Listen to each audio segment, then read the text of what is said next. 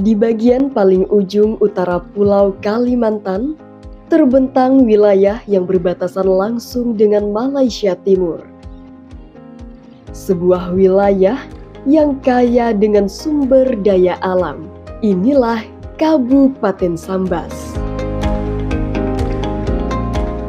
Hamparan sawah dan perkebunan menjadi sumber kehidupan masyarakatnya.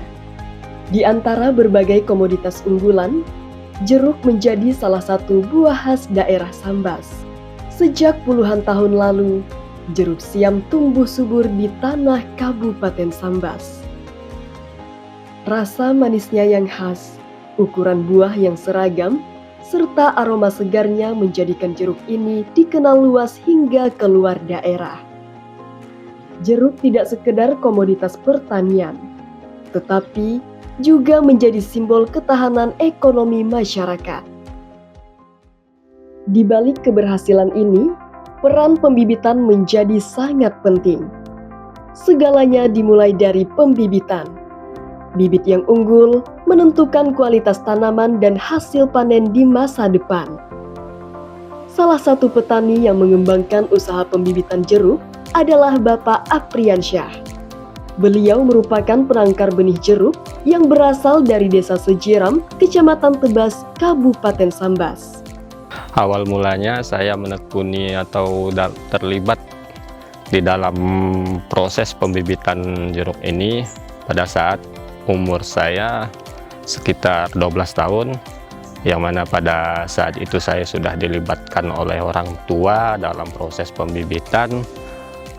Dan seiring berjalannya waktu, saya dilibatkan dalam proses pengendalian gulma, terus pemupukan, perawatan, intinya semuanya dalam proses pembibitan benih jeruk.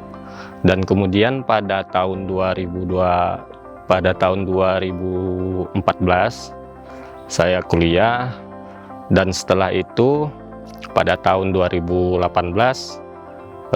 saya kebetulan lulus, dan pada tahun yang sama juga saya memulai pembibitan sendiri, yang mana prosesnya itu memang dilakukan sendiri dari awal sampai siap jual.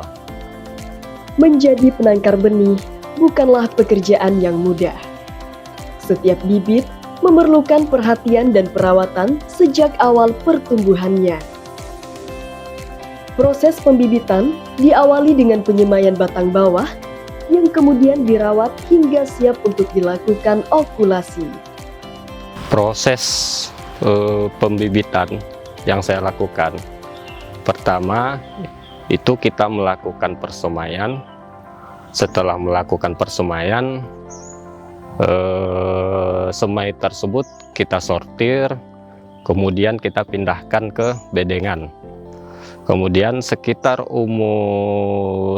setelah tanam di bedengan sekitar umur 8 bulan,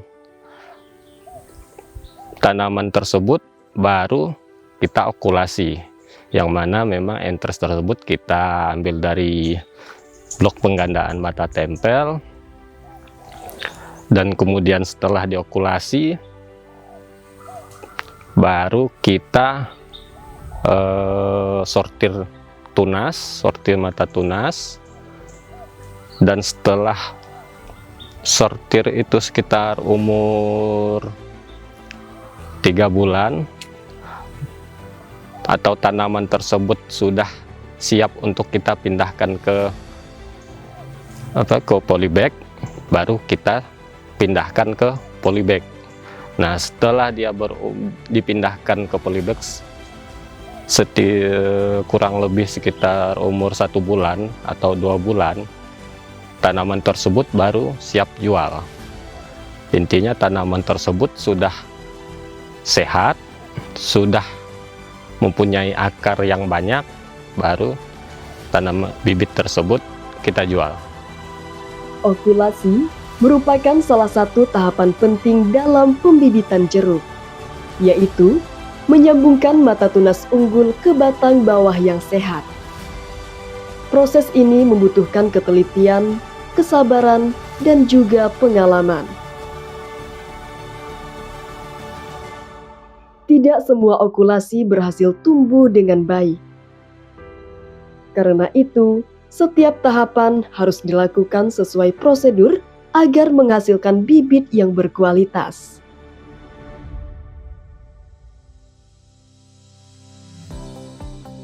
Selain menjadi penangkar benih, Bapak Apriansyah juga merupakan Ketua Koperasi Sejiram Jaya Bersama.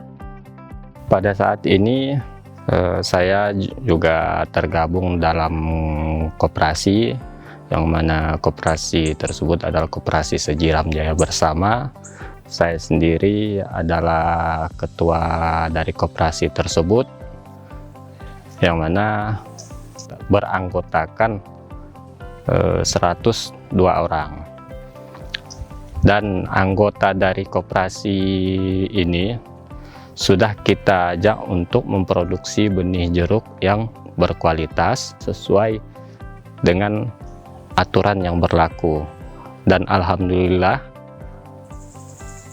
manfaat dari melakukan produksi benih jeruk yang berkualitas ini dapat meningkatkan harga jual dan meningkatkan ekonomi anggota. Melalui koperasi ini, para petani tidak hanya memperoleh bibit unggul, tetapi juga mendapatkan pendampingan, pengetahuan, serta kesempatan untuk berkembang bersama. Bagi Bapak Apriansyah, setiap bibit yang tumbuh bukan hanya tanaman. Di dalamnya terdapat harapan bagi para petani yang akan menanamnya di masa depan. Namun, perjalanan tersebut tentu tidak selalu berjalan mudah. Selama bertahun-tahun, proses penyiraman bibit dilakukan secara manual. Setiap hari, ratusan, bahkan ribuan bibit harus disiram satu persatu. Rutinitas ini sangat membutuhkan waktu, tenaga, dan perhatian yang tidak sedikit. Saat musim kemarau tiba, tantangan menjadi semakin besar. Kebutuhan air meningkat. Kondisi tersebut dapat mempengaruhi pertumbuhan bibit dan kualitas hasil pembibitan. Berbagai tantangan inilah yang terus dirasakan dari waktu ke waktu. Di tengah berbagai keterbatasan tersebut, muncul sebuah harapan akan hadirnya solusi yang mampu membantu proses penyiraman menjadi lebih baik. Melihat berbagai tantangan yang dihadapi dalam proses pembibitan, dukungan hadir dari Balai Besar Perakitan dan Modernisasi Mekanisasi Pertanian. Kolaborasi tersebut melahirkan sebuah inovasi berupa sistem irigasi sprinkler otomatis berbasis tenaga surya. Awal mula kami mendapatkan dukungan teknologi irigasi otomatis tenaga surya ini atas rekomendasi dari penyuluh pertanian Sambas, atau kalau lebih khususnya Kecamatan Tebas, yang mana penyuluh tersebut merekomendasikan untuk bergabung dalam program Hiker, yang mana dalam program tersebut juga melibatkan BRMP Kalimantan Barat. Inovasi ini dirancang sebagai solusi untuk meningkatkan efisiensi penyiraman sekaligus mendukung proses pembibitan yang lebih modern.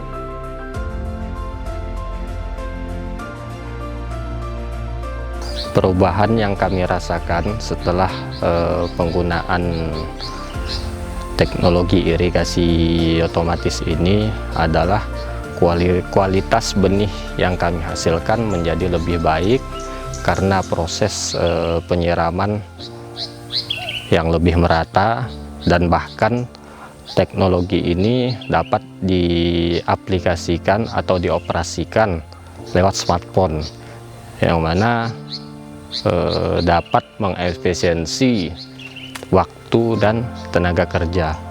Perubahan mulai terlihat ketika sistem tersebut diterapkan di area pembibitan. Dengan memanfaatkan energi matahari, proses penyiraman kini dapat dilakukan secara lebih teratur dan merata. Dalam penerapannya, penyuluh pertanian juga turut memberikan pendampingan kepada petani. Kami sebagai penyuluh mungkin menjadi sebagai fasilitator, mediator, dan istilahnya upaya kami untuk pendampingan ke petani itu kami sebagai penyambung ya dari pemerintah untuk terutama untuk kelompok tani yang ada di Sejiram. Teknologi ini menjadi bukti bahwa inovasi dan pengalaman petani dapat berjalan berdampingan untuk menghasilkan pertanian yang lebih maju. Perlahan, perubahan mulai terlihat. Bibit yang tumbuh dengan baik akan memberikan peluang lebih besar untuk menghasilkan tanaman yang sehat dan produktif. Kepercayaan para petani pun terus meningkat. Bibit yang dikembangkan kini telah digunakan oleh banyak petani, baik di Desa Sejiram maupun di berbagai wilayah lainnya. Salah satu petani yang merasakan manfaatnya adalah Bapak Kennedy. Sebagai petani jeruk, beliau memahami bahwa keberhasilan sebuah kebun sebenarnya sudah dimulai sejak pemilihan bibit. Saya tanamlah bibit jeruk unggul itu AKY, dan juga hasilnya pun lumayan, dan juga dia perkembangan buahnya dan macam bibit yang lokal. Dia kadang-kadang lokal kan dia setahun sekali. Kalau bibit unggul tuh jeruk unggul kan dia pertama dia berbuah kadang-kadang setahun 2 kali, 3 kali gitu. Iyalah kelebihannya. Pengalaman tersebut menunjukkan bahwa keberhasilan sebuah kebun bukan hanya ditentukan saat masa panen. Keberhasilan itu dimulai jauh sebelumnya, sejak bibit pertama kali ditanam.